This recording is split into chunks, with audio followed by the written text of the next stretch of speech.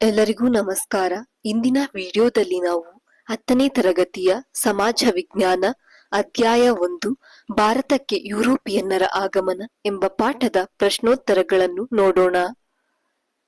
ಕೆಳಗಿನ ವಾಕ್ಯಗಳಲ್ಲಿ ಖಾಲಿ ಬಿಟ್ಟ ಸ್ಥಳಗಳನ್ನು ಸೂಕ್ತ ಉತ್ತರಗಳಿಂದ ಭರ್ತಿ ಮಾಡಿ. 1453ರಲ್ಲಿ ಆಟೋಮಾನ್ ಟರ್ಕರು ಡ್ಯಾಶ್ ನಗರವನ್ನು ವಶಪಡಿಸಿಕೊಂಡರು. ಕಾನ್ಸ್ಟಾಂಟಿನೋಪಾಲ್ ನಗರವನ್ನು ವಶಪಡಿಸಿಕೊಂಡರು. ಭಾರತ ಹಾಗೂ ಯುರೋಪ್ ನಡುವೆ ಹೊಸ ಜಲಮಾರ್ಗವನ್ನು ಕಂಡುಹಿಡಿದವನು ಡ್ಯಾಶ್. ಹೊಸ ಜಲಮಾರ್ಗವನ್ನು ಕಂಡುಹಿಡಿದವನು ವಾಸ್ಕೋ ಡಿ ಗಾಮಾ.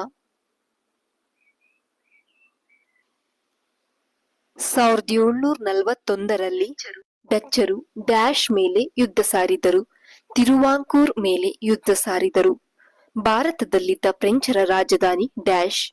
ಭಾರತದಲ್ಲಿದ್ದ ಫ್ರೆಂಚರ ರಾಜಧಾನಿ ಪಾಂಡಿಚೇರಿ. 1757ರಲ್ಲಿ ರಾಬರ್ಟ್ ಕ್ಲೈವ್ ಮತ್ತು ಸಿರಾಜ್ ಉದ್ ದೌಲನ ನಡುವೆ ನಡೆದ ಕದನ ಡ್ಯಾಶ್. 1757ರಲ್ಲಿ ರಾಬರ್ಟ್ ಕ್ಲೈವ್ ಮತ್ತು ಸಿರಾಜ್ ಉದ್ ದೌಲನ ನಡುವೆ ನಡೆದ ಕದನ ಪ್ಲಾಸಿ ಕದನ. ಈಸ್ಟ್ ಇಂಡಿಯಾ ಕಂಪನಿಗೆ ಬಂಗಾಳದ ದಿವಾನಿ ಹಕ್ಕನ್ನು ಡ್ಯಾಶ್ ನೀಡಿದನು. ಈಸ್ಟ್ ಇಂಡಿಯಾ ಕಂಪನಿಗೆ ಬಂಗಾಳದ ದಿವಾನಿ ಹಕ್ಕನ್ನು 2ನೇ ಶಾ ಆಲಂ ನೀಡಿದನು.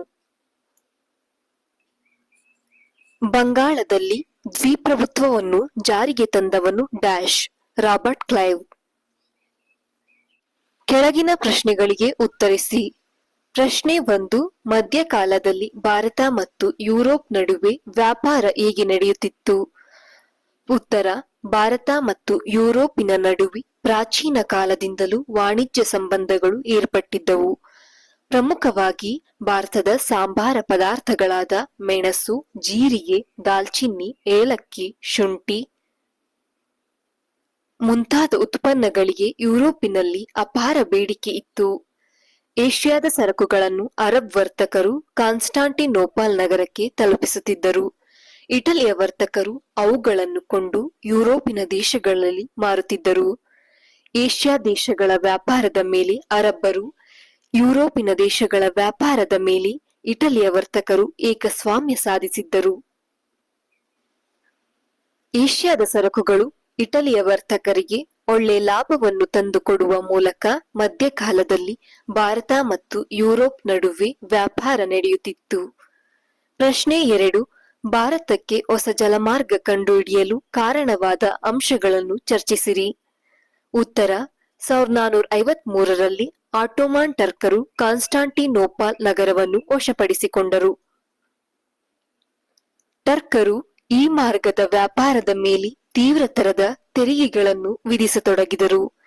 ಪರಿಣಾಮವಾಗಿ ವರ್ತಕರಿಗೆ ಈ ಮಾರ್ಗದ ವ್ಯಾಪಾರವು ಲಾಭದಾಯಕವಾಗಿ ಪರಿಣಮಿಸಲಿಲ್ಲ.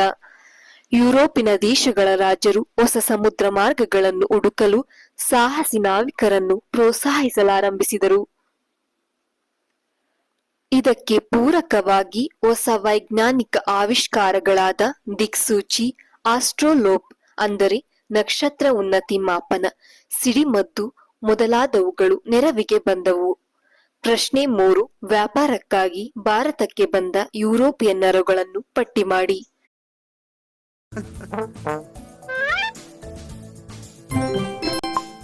ತನ್ನ ರಾಜ್ಯದ ಜನರಾಗಿ ಹೇಗೆ ಬದುಕಬೇಕೆಂದು ಏಸು ಜನರ ಗುಂಪಿಗೆ ಕಲಿಸಿದನೋ? ಹೌದು ಅಥವಾ ಇಲ್ಲ?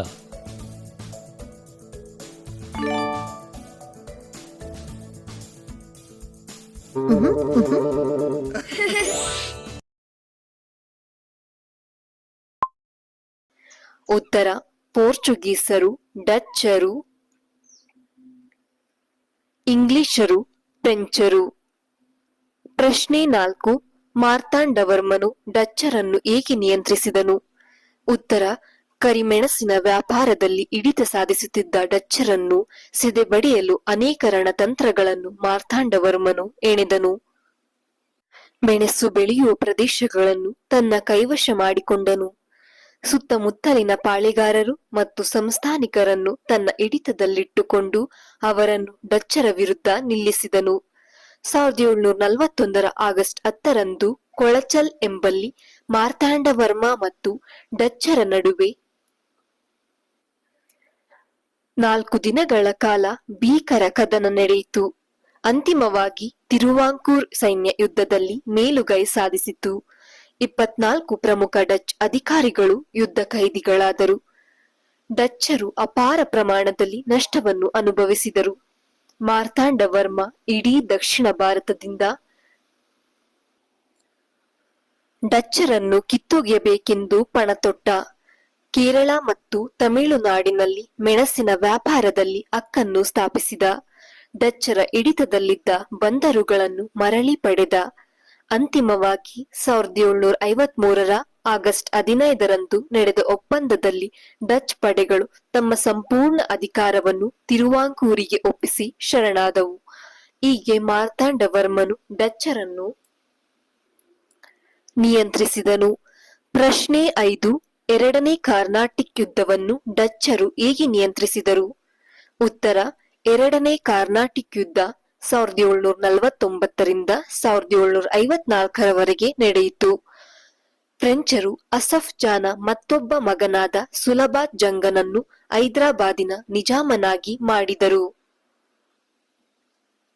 ಅವನ ರಕ್ಷಣೆಗಾಗಿ ಆಸ್ಥಾನದಲ್ಲಿ ಫ್ರೆಂಚರು ತಮ್ಮ ಸೈನ್ಯ ಸಹಿತ ಬುಸ್ಸಿ ಎಂಬ ಅಧಿಕಾರಿಯನ್ನು ನೇಮಿಸಿದ್ದರು. ಮತ್ತೊಂದು ಕಡೆ ಫ್ರೆಂಚರ ಬೆಂಬಲದಿಂದ ಚಂದಾ ಸಾಹೇಬನು ಕರ್ನಾಟಿಕ್ನ ನವಾಬನಾಗಿದ್ದನು. ಇಂಗ್ಲಿಷ್ ಈಸ್ಟ್ ಇಂಡಿಯಾ ಕಂಪನಿಯ ಅಧಿಕಾರಿ ರಾಬರ್ಟ್ ಕ್ಲೈವನು ಕರ್ನಾಟಿಕ್ನ ರಾಜಧಾನಿ ಆರ್ಕಾಟಿನ ಮೇಲೆ ಆಕ್ರಮಣ ಮಾಡಿ ಫ್ರೆಂಚರು ಮತ್ತು ಚಂದಾ ಸಾಹೇಬನನ್ನು ಸೋಲಿಸಿ ಹತ್ಯೆ ಮಾಡಲಾಯಿತು. ಅವನ ಸ್ಥಾನಕ್ಕೆ ಬ್ರಿಟಿಷರು ಅನ್ವರುದ್ದೀನ್ನ ಮಗನಾದ ಮಹಮ್ಮದ್ ಆಲಿಯನ್ನು ನವಾಬನಾಗಿ ಮಾಡಿದರು. ಕೊನೆಗೆ ಎರಡನೆಯ ಕಾರ್ನಾಟಿಕ್ ಯುದ್ಧವು ಪಾಂಡಿಚೇರಿ ಒಪ್ಪಂದದೊಂದಿಗೆ ಮುಕ್ತಾಯವಾಯಿತು. ಫ್ರೆಂಚರು ಡೂಪ್ಲಿಯನ್ನು ಹಿಂದಕ್ಕೆ ಕರೆಸಿಕೊಂಡರು. ಎರಡನೆಯ ಕಾರ್ನಾಟಿಕ್ ಯುದ್ಧವು ಫ್ರೆಂಚರಿಗೆ ರಾಜಕೀಯ ಹಿನ್ನಡೆಯನ್ನು, ಬ್ರಿಟಿಷರಿಗೆ ಪ್ರತಿಷ್ಠೆಯನ್ನು ತಂದುಕೊಟ್ಟಿತು. ಪ್ರಶ್ನೆ 6. ಪ್ಲಾಸಿ ಕದನಕ್ಕೆ ಕಾರಣ ಮತ್ತು ಪರಿಣಾಮಗಳನ್ನು ತಿಳಿಸಿ.